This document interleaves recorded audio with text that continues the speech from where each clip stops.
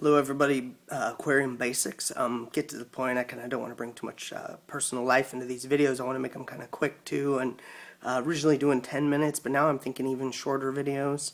And so anyway, this one is actually how to get dirt out of your tank, how to get your substrate out without really messing up the tank or really messing up the fish. So this tank right now is a little cloudy. It's starting to clean up, but the reason it's cloudy is because I put a lot of sand in this tank. I tried to kind of do this effect where I build up the back of it to be a kind of a, just so it has some variance and level and landscape. And it does really look great. I mean, I like the way that looks. And in fact, I mean, it compared to when it was all kind of flat, it does look tremendously better to add a little, I guess, aquascape, or whatever into the substrate. So the thing is, though, is that it weighs a lot, and you've got a situation where you're putting in something that is heavier, much heavier than even the tank alone without the water. And so the thing is I'm about to move, or I don't know what I'm going to be doing with this tank when I move. And so the main thing that's been on my mind with a concern is the weight of it. And like, I feel pretty confident in my ability to get the fish out with a net, put them in a bucket. I feel confident, in taking the water out and getting it to someone somewhere, me, I don't know.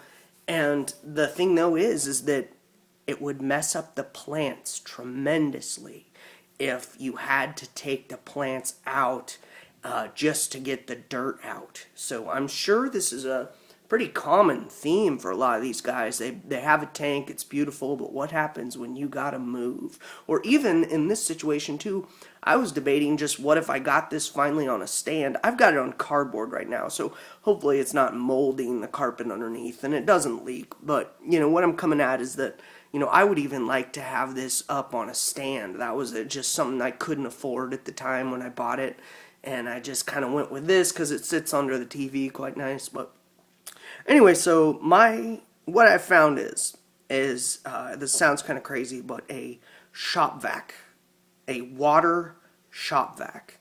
And I have a small one, and that is why I did not do the tutorial of me actually doing it, because the small one is rather dangerous. I had it in a tub. The tub fills up with quite a bit of water.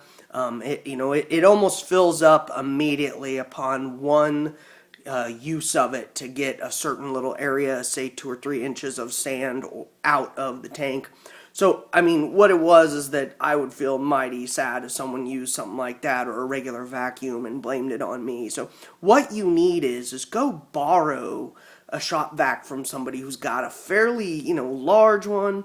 And what you need is very specific or it will not work.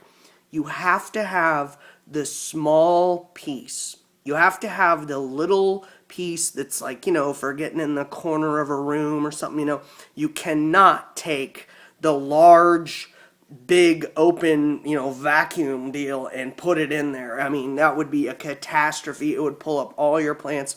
What you have to do is you have to get the piece with the little, and I could go get a picture, but I think it's very obvious. Anyone aware of shop vacs, and obviously too, make sure this is a water shop vac, one that can handle water, but most of them are.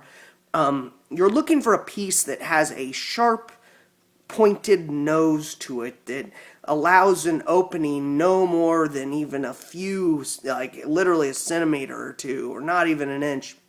And let's say it's an inch by a centimeter or like 4 millimeters or something.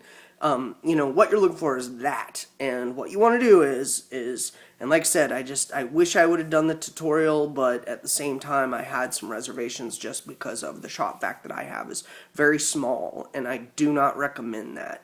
But what you need to do is you put it down into the dirt as deep as it can go, far beyond the plants.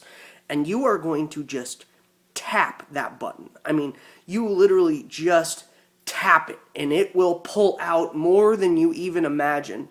And naturally this, you know, kind of can pull some dirt out from the roots, and you know, maybe a small area falls in a little bit more than you wanted, and maybe an area shows more roots than you wanted. So there's a little bit of kind of put back work where you know, you tuck the plant back in, or you put a little, you know, kind of even out the sand and stuff, you know, that's going to be there. But what you're seeing here, and this is kind of proof that it does work, and it is a chore. I mean, just, you know, you got your arm in your tank, and the thing's covered in slop, and it's got sand coming out of it as you're cleaning it. And if I had a larger shop vac, it probably would have been a lot easier.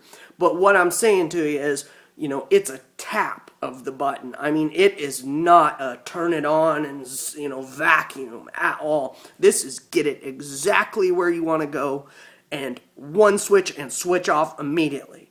Then what you have to do is you have to actually try and get your finger underneath it and hold the end, so what sand and water that is in the vacuum does not fall back into the tank. So you pull it out, you know, and you kind of lift it up high and let it all kind of fall and get siphoned back into the vacuum, even what's left. So that is what you want to do. All right, thanks.